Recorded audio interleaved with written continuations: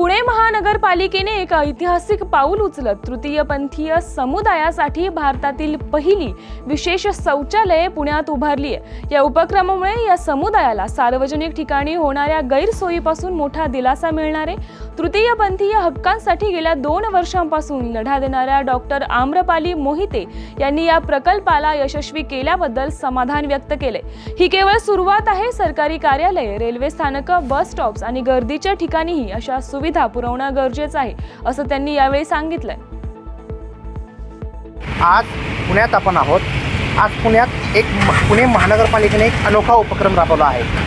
तृतीयपंथीयांसाठी त्यांनी washroom available केले आहेत। या लोकांसाठी होणारा जो त्रास आहे हा कमी करण्यासाठी पुणे महानगरपालिकेने पुरुषांसाठी, स्त्रियांसाठी तसेच तृतीयपंथीयांसाठी सुद्धा वॉशरूम्स उपलब्ध करून दिले आहेत। या वॉशरूमसाठी ज्या ताई होत्या त्यांनी जो लढा दिला 2022 पासून त्या लढा देत आहेत।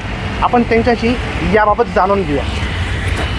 ताई, आपण या 2022 पासून या लढा करत आहात, त्याबद्दल आपण काय सांगू? सर्वप्रथम मी म्हणेल की आम्ही भारताचे नागरिक आहोत।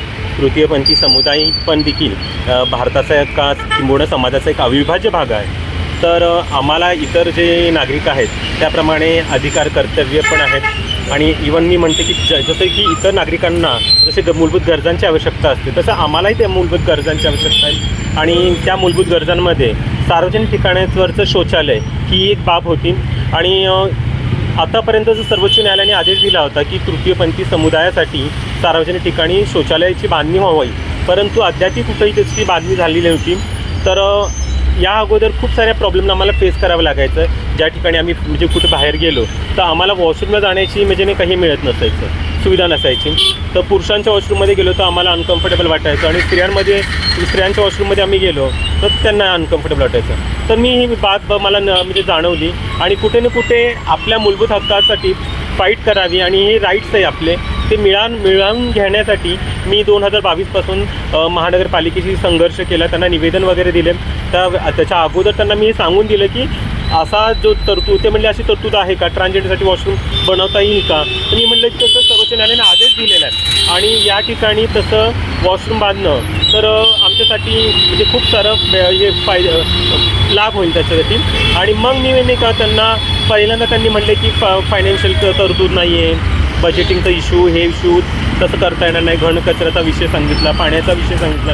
परंतु मी कुठेही न थांबले, मी कंटिन्यू काम करत राहिले, मी फॉलोअप घेत राहिले आणि त्याचाच आजचा जो परिणाम आहे आपण बघू शकता की तृतीयपंथीयांसाठी पुण्यामध्ये 2 ठिकाणी वॉशरूमचा मागणी केली आहे की सरकारने आम्हाला एका वेगळ्या दृष्टिकोनातून आमच्यासाठी काही वेगळे प्रकल्प उभारावेत किंवा काही कामं द्यावीत। आता त्यांनी आपल्याला बोलताना म्हणाले की संपूर्ण महाराष्ट्रात किंवा भारतात अशा प्रकारचे जे वॉशरूम आहेत त्या उभारण्यासाठी आम्ही प्रयत्न करणार आहोत। न्यूज अनकटमधून मी दिनेश वडणे, धन्यवाद।